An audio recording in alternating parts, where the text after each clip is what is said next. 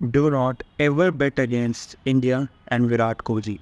जहां ऑस्ट्रेलिया की बैटिंग के टाइम लग रहा था कि ये तो वन साइडेड जीत है, बड़े इजीली जीत जाएंगे ये मैच, वहीं इंडिया की बैटिंग शुरू हुई तो कुछ पुराने दर्द याद आ गए। वो स्कोर 5 रन्स 3 विकेट्स डाउन, उससे अच्छी मेमोरीज नहीं है इंडिया की बिल्कुल भी। पर पिछली बार जब थोड़े से रन से रह गए थे, इस बारी वो कमी पूरी हो गई। जहां 2 रन्स पे 3 विकेट डाउन थी इंडिया, वहीं एंड में 6 विकेट से मैच जीत गई। तो काफ़ी अच्छा मैच रहा है ओवरऑल। और बात करते हैं इसके बारे में। सबसे पहले स्कोर कार्ड देखते हैं कि हुआ क्या। तो सबसे पहले ऑस्ट्रेलिया के कैप्टन पैट कमिंस ने टॉस जीत के बैटिंग का डिसीजन लिया, जो मेरे ख्याल से पता नहीं क्यों लिया, क्योंकि चेन्नई का तो वहाँ पे रूल है कि सेकेंड इनिंग्स में रात के टाइम पे वहाँ पे ड्यू आती ही आती है। और ड्यू आती है मतलब बॉल गीली होती है, मतलब आपके स्पिनर्स, चेन्नई जैसी पिच पे अगर आपके स्पिनर्स इनफेक्टिव हो जाएंगे तो फिर आप कैसे मैच जीतोगे। मुझे पता नहीं क्या सोच के ये डिसीजन लिया पैट कमिंस ने, पर अब यही उनका डिसीजन था।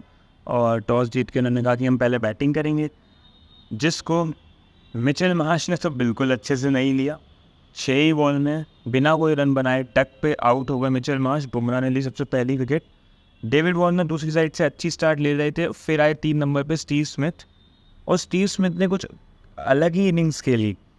जहाँ शुरुआत में डेविड वार्नर भी कमाल का खेल रहे थे, स्टीव स्मिथ ने आती अग्रेसिव स्टार्ट ली थी।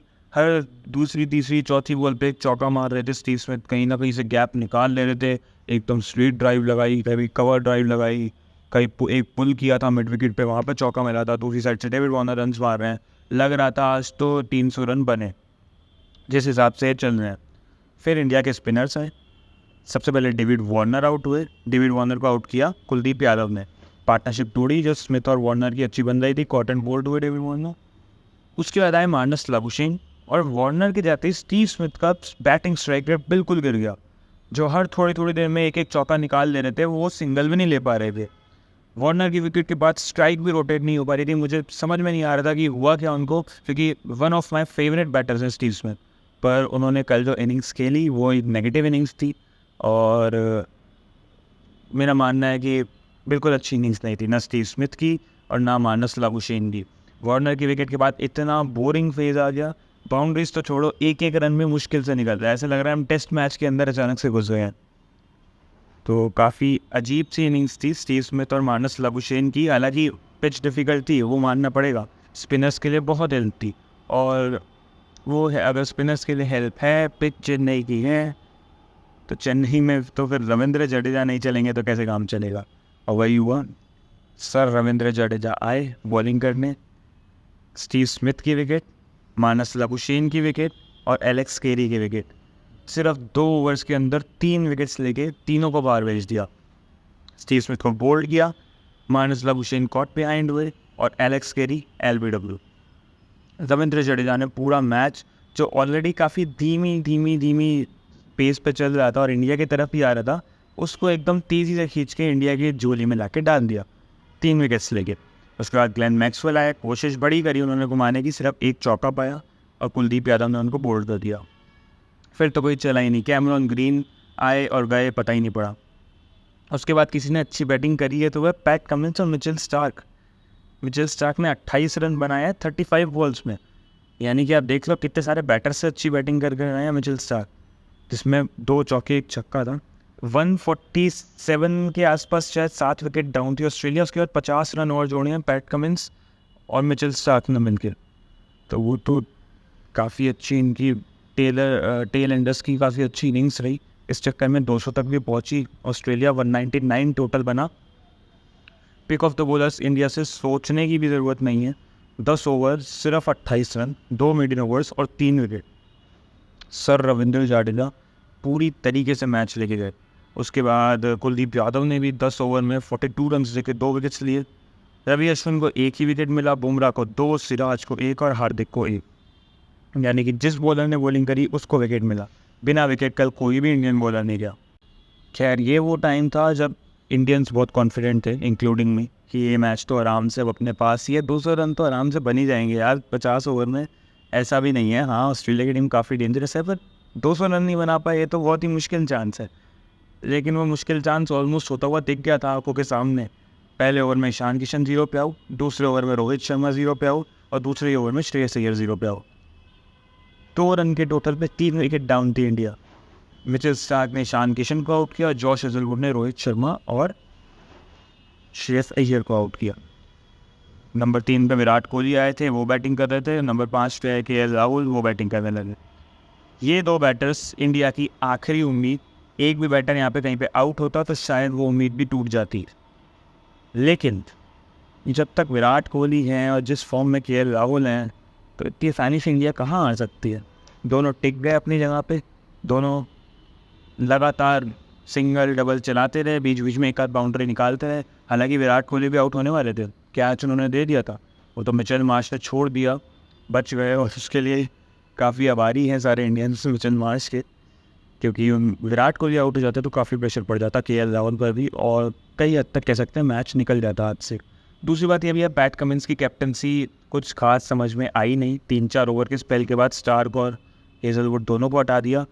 कि आपने 2 रन पे 3 विकेट डाउन कर दिए सामने वाली टीम को, तो मेरे ख्याल से आपको थोड़ा और अटैकिंग डालना चाहिए और थोड़ा अटैक करना चाहिए सामने वाली टीम पे, उनको और प्रेशर में डालने की कोशिश करनी चाहिए।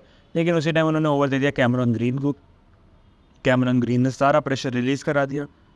उसके बाद आपने एडम जैम्पा को लाए जब बॉल पूरी गीली हो चुकी थी, जब ड्यू पूरी तरीके से बढ़ चुकी थी, तो आपने टॉस जीत के भी बैटिंग ली।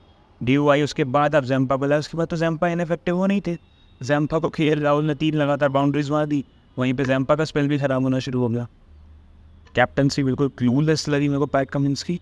और उसके बाद तो विराट कोहली और केएल राहुल आउट ही नहीं हुए। बहुत लंबी देर तक बहुत लंबी पार्टनरशिप करी। विराट कोहली 116 बॉल में 85 रन बना के 6 चौके मार के जॉश हेजलवुड को आउट हुए। केएल राहुल एंड तक खड़े रहे, 115 बॉल में 97 नॉट आउट।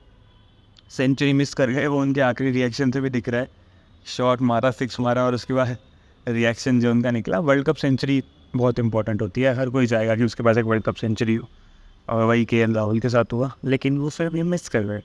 और हार्दिक पांड्या 8 बॉल में 11 रन, 1 छक्का मार के एज़ यूजुअल किसी का माइलस्टोन रोकना हो तो हार्दिक को बुलाओ, वही हुआ। लेकिन हार्दिक ने भी अपना, उनका रोल खैर कुछ बहुत ज़्यादा बचा नहीं था, लेकिन उन्होंने भी आके एक बाउंड्री निकाली।